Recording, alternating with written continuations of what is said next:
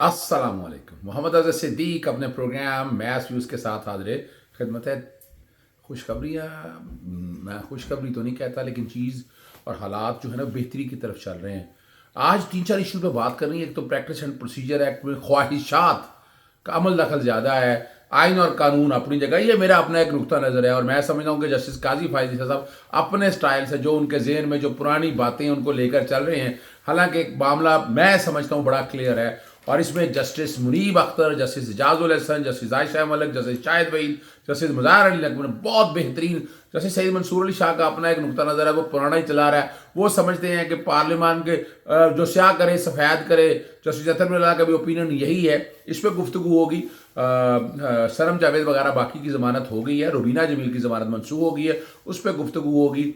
और 9 मई के कॉन्टेक्स्ट में जो बाकी मामला सारे चल रहे हैं हाई कोर्ट में, और वहाँ मैं कोशिश करूँगा गाहे ब गाहे, मैं कोशिश मेरी पूरी होगी, मैं आप तक वो सारी बातें आपके सामने मैं रख दूँ। पहले ज़रा मैं आपको एक तो अब नवाज शरीफ का ड्रामा शुरू होने वाला है। ड्रामा क्या शुरू होने वाला है? अब वो बयानिया बनाना है। उन्होंने बयानिया क्या बनाना है कि नवाज शरीफ बहुत अहम है, तालिबान पता नहीं कुछ इसको धमकी दे रहे हैं, इसको मारने की। मैं वक्त से पहले बता रहा हूँ आपको। अब एक ड्रामा बनाया जाएगा, एक पोर्ट्रे किया जाएगा। नवाज शरीफ ने तालिबान के खिलाफ किया वैसे मैं पूछ रहा हूँ, एक सवाल है बड़ा मेरा वजाहत के साथ।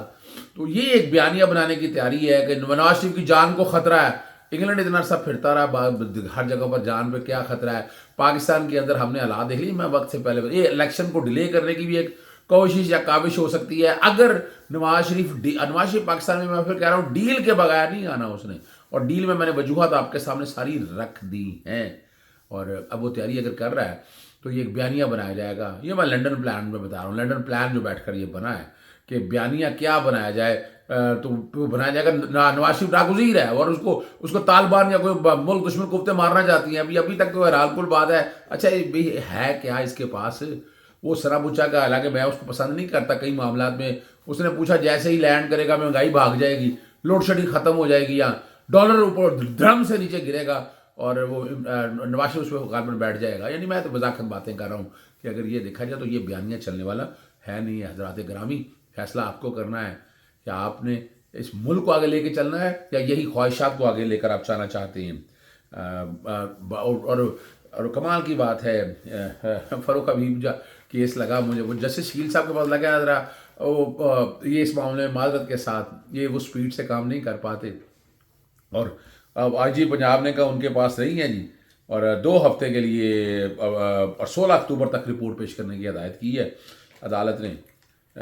और यहाँ जो बड़ी मज़ेदार बात है वो जो आपके सामने रखने में, अच्छा एक ज़रा मैं वैसे ही कुछ लोगों का ख्याल है कि जैसे ये हेलमेट पहनने पे या गलत पार्किंग करने पे जुर्माना ज़्यादा है, ये बिल्कुल ठीक है। बस दोस्तों ने कहा जैसे शायद कीम साहब की कोर्ट में मामला चल रहा है, हेलमेट ना इस्तेमाल, भैया ये हेलमेट आपकी सेफ्टी के लिए, आप पहन लें, नहीं जुर्माना होगा आपको। और धुआं वालों को 5,000 रुपये जुर्माना है। डॉनफर पुलिस को मॉनिटरिंग की हदायत है। ग्रीन पैलेस पर पार्किंग वाली ख़त्म करने का है। कोई प्रोजेक्ट एलडीए का इजाज़त के बगैर शुरू ना हो। ये स्मोक के तदारक के लिए लाहौर में बहुत ज़्यादा स्मोक हो जाती है। मैं तो आजकल यहाँ लाहौर में नहीं हूँ, वरना इस केस में हम पूरी अदालत की मुआवनत करते हैं और अदालत के साथ सारा कुछ ये सामने रखते हैं ताकि चीज़ें जो है ना कुछ आगे बेहतरी की तरफ चले जाएँ। अपना पाकिस्तान तहरीक इंसाफ कोशिश कर रही है कि जलसे की इजाज़त मिल जाए। इलेक्शन का माहौल बनना बड़ा ज़रूरी है। लिबर्टी पे इजाज़त नहीं दी डिप्टी कमिश्नर, निगरान हुकूमत का डिप्टी कमिश्नर है, इजाज़त नहीं मिली। बाकी लोग जो काम कर रहे हैं सारा वो आप यहाँ से समझ लें। बाकी जस्टिस राहील कमरान शेख साहब जो हैं वो छुट्टी पर थे, इसलिए उस केस की समाअत हो नहीं सकी है। क्या कहना है, मैंने सिर्फ आप तक ये पोजीशन सारी सामने रखनी है जो आप समझ सकें।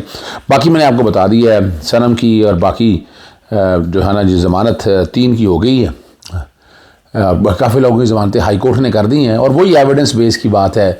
इतने अरसे से शहादत ही कोई नहीं है और आपने जेल के अंदर रखा हुआ है। चलें बाहर अब आ जाएंगे। और सिर्फ उनमें एक जो है ज़मानत जो है ना वो रुबीना जमील की जो है ना वो ज़मानत मनसूख, वो ज़मानत जो है ना वो खारिज हुई है। ये इंसानी दहशत गर्दी की अदालत में मैं कह रहा हूँ। तो अब सरम जावेद के पास गालिबन 2 ही केसेस हैं, तब उन्हें बाहर आ जाना चाहिए। बाकी हाई कोर्ट ने मामला सारे देखने हैं तो वो वहाँ से आप समझ सकेंगे कि चीज़ें। अच्छा, एक और चीज़ मैं आपके सामने रख दूँ, एहतसाब अदालत में ना आशियाना ये शहबाज शरीफ को फाइल, देखिए शहबाज शरीफ आज भी फेवरेट चाइल्ड है। नैब बड़ा एहतसाब करने की बातें कर रही हैं, आपको पता है उसमें 2 मुलजम जो हैं उनके शरीक मुलजमान को एहतसाब अदालत ने बरी कर दिया है।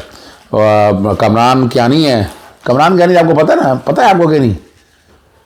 अच्छा चले नहीं पता हुआ।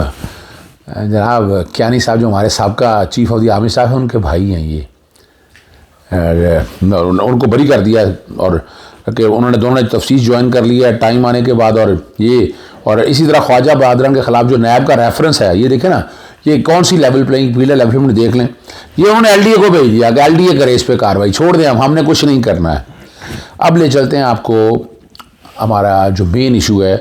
अच्छा, उसमें मैंने कुछ ट्वीट किए हैं, ज़ाती ख्वाहिशात पर चाह रहे हैं, फैसला चाह रहे हैं। Supreme court practice procedure act के हवाले से मैंने जो बात की है, अभी तक सुप्रीम कोर्ट की समाअत से नज़र आ रहा है कि ज़ाती अनावा आइन और कानून से ज़्यादा अहम है। साकवा जी ने फैसले अपने इख्तियारात और आइन और कानून को सामने रखते हुए दिए। ये वो बातें हैं सारी जो मैंने आज की समाअत जो है सुप्रीम कोर्ट के सामने थी, उसमें मैंने जो चीज़ें नुक्ते मैंने निकाले। वैसे तो बड़ी तफसील है, बड़े लंबे नोट है बने हुए हैं, अगर उनको पढ़ना शुरू किया और अगर पढ़ना शुरू किया तो फिर आप बड़ा मुश्किल हो जाएगा। लेकिन मैं कोशिश करता हूँ कि उनमें से जो अहम नुकात है आप लोगों के सामने रखूँ ताकि आप लोगों को चीज़ें समझ आ जाए। काफ़ी लंबी सी बात है। अटॉर्नी जनरल ने दलाइल दिए, उन्होंने आर्टिकल 191 और अदलिया की आज़ादी के हवाले से बात की है। कोशिश ये की है कि जो पार्लियामेंट ने ये कानून बना दिया इसको प्रोटेक्शन दी जाए। 1973 से अब तक ये नहीं हो सका। हम पता नहीं क्यों चाह रहे हैं कि इस कानून को, और ये बहुत बारीक बात है। और आज जैसे मैं जजिस के नाम आपके सामने लिए, Justice Ijazul Ahsan, Justice Munib Akhtar, Justice Ayesha Malik, justice Shahid Waheed, Justice Syed Mazhar Ali Akbar Naqvi, कमाल के उन्होंने, जैसे मोहम्मद अली मदर, इतने ज़बरदस्त आर्गूमेंट प्लेयर किए। अब वैसे फैसला महफूज हो गया उसमें, और जिस वक्त मैं प्रोग्राम रिकॉर्ड कर रहा हूँ मैं तो इसको देख रहा हूँ कि ये जो है ना मुतफ़क़ा फ़ैसला नहीं होगा। फैसला जो आपके सामने आएगा, एडिशनल नोट्स भी आएंगे इसके अंदर, और हर एक अपना नुक्ता नज़र भी देगा, क्योंकि ये पाकिस्तानी तारीख का एक अहम तरीन फैसला होने जा रहा है कि जिससे अदलिया जो है वो कंप्रोमाइज़ कर जाएगी अपने इख्तियारात से। आर्टिकल 175 का जो है ना वो सत्यानाश कर दिया जाएगा। जब दिल चाहे, जो उनसे मर्जी चाहे, पार्लियामान हमारी अदालतों को कंट्रोल कर। यानी मैंने तो एक सवाल उठाया था, आज तक उसका जवाब नहीं दे सके। और भाई अगर आप वाकई जजिस के इख्तियार को कंट्रोल कर रहे हैं तो हाई कोर्ट में क्यों नहीं पहले किया? सुप्रीम कोर्ट में आप क्यों आ गए? पहले हाई कोर्ट में देते ना। जज केस लगाता है, अपनी मर्जी से बेंच बनाता है। अभी हम देख ही रहे हैं ना कि 9 मई के सामने पंजाब हुकूमत के हवाले से जो मामला सारे आए थे, हमने वो सारे देख लिए हैं। और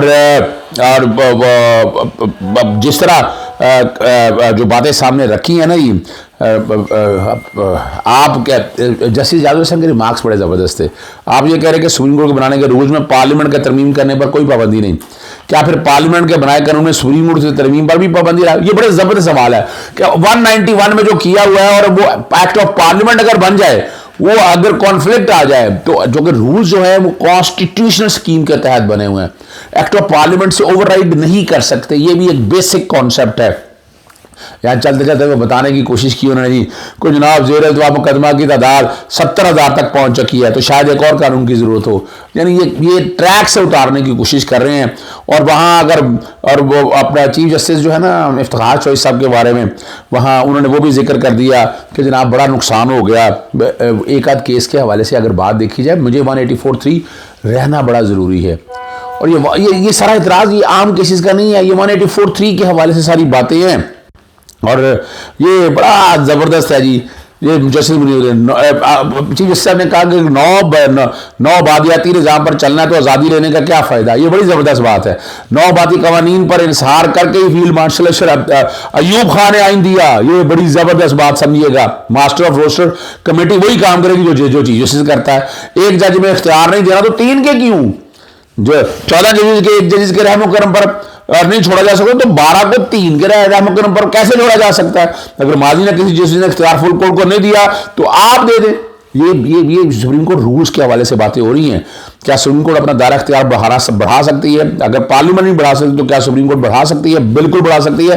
कंप्लीट जस्टिस नहीं पता नहीं पता, जज साहिबान को तो पता ज़्यादा होना चाहिए ना, लेकिन आर्टिकल 184 से अगर आप आ जाए, आर्टिकल 187 क्या है? कंप्लीट जस्टिस देने के लिए अदालत, कुछ भी सुप्रीम कोर्ट का ये इख्तियार आईने पाकिस्तान ने दिया है। अब कुछ ना पड़े तो एक अलग बात है। और यहाँ बड़ा ज़बरदस्त जो आगे जो मैं कुछ कोशिश कर रहा हूँ, जस्टिस कॉर्निलियस ने अपने फैसलों में इस्लाम की बात की। हम कहते हैं कि नहीं, हमने मुल्क की तरफ, हमने मलका की तरफ जाना है। ये मलका तरफ क्या, हाउस ऑफ लॉर्ड के बेहतरीन फैसले हैं, क्यों नहीं मानते आप? अमेरिकन सुप्रीम कोर्ट का बेहतरीन फैसले, इंडियन सुप्रीम कोर्ट बहुत बेहतरीन फैसले है। ये कहा जाए कि हमने को बेहतरीन फैसले दिए तो मैं इस बात से इतफाक माजरत कहता, हम भोकला इस बात पर माजरत, ये फैसले बहुत अच्छे दिए हैं। लेकिन ये कहना कि आप उन सबसे फौकियत में फैसलों में बहुत बेहतर आगे नहीं है, आगे हमारे यहाँ मसाइल कुछ और हैं।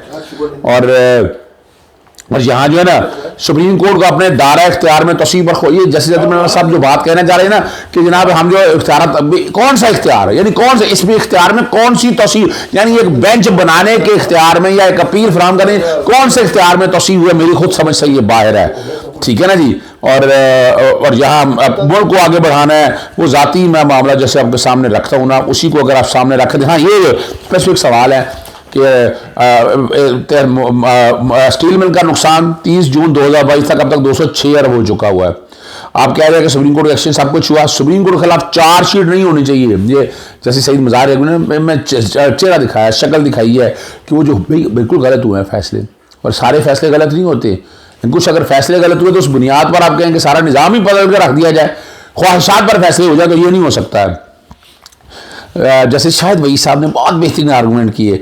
आप इस चार्जशीट से क्या चाहते हैं? जैसे शाहिद आप हमसे नजरिया ज़रूरत के तहत प्रैक्टिस एंड प्रोसीजर को कानून करवाना चाहते हैं।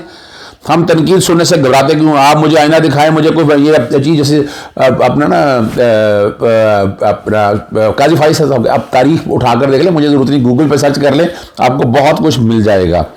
अब यहाँ और जो कहना है ना जी, सुप्रीम कोर्ट के इख्तियारात को पार्लियामेंट बढ़ा सकती है या कम नहीं कर सकती। एक बार सुप्रीम कोर्ट के इख्तियारात को बढ़ा दिया है तो एक्ट को ख़त्म नहीं किया जा सकता। ये अभी उसी में कन्फ्यूजन के अंदर जो है ना ये सारा जो है। अब ज़रा बड़ी ज़बरदस्त बात जो की है वो जस्टिस शाहिद वही साहब, एक्ट में आर्टिकल 184(1) की अपील क्यों ना दी गई, सिर्फ 184(3) की हुई। बहुत कमाल ज़बरदस्त बात कही है उन्होंने। आप अपील के ज़रिए इख्तियार कानून साजी से बढ़ा रहे हैं, इस कानून साजी को आइन में से सपोर्ट हासिल नहीं। स्टील मिल का मौजूदा केस से क्या ताल्लुक? क्या कानून साजी के वक्त पार्लियामेंट में ये बहस हुई थी? अभी तक पार्लियामेंट में बहस का रिकॉर्ड फराहम नहीं किया गया। क्या आप मौलवी तमीज़ हुदैबिया सुप्रीम कोर्ट को चार्जशीट करना चाहते हैं? और यहाँ जब सवाल भी पूछा कि लेके आए रिकॉर्ड, उनकी वेबसाइट पे है। ये जो पार्लियामेंट है जिन्होंने बैठ के कानून पास किया, आंखें बंद करके तो उन्होंने कानून, जितने जाते हुए भागते दौड़ते तो ये कानून सारे बनाए उन्होंने। तो इस बुनियाद पर आप कैसे कह सकते हैं ये ज्यादती होगी कि इस कानून को अगर हमारी सुप्रीम कोर्टें मानती हैं, इसे कल अदम होना ही भोकला भी ये समझते हैं अदलिया की आज़ादी में मुदाखलत है। इजाज़त चाहता हूँ। अस्सलाम वालेकुम, अल्लाह हाफ़िज़। पाकिस्तान जिंदाबाद।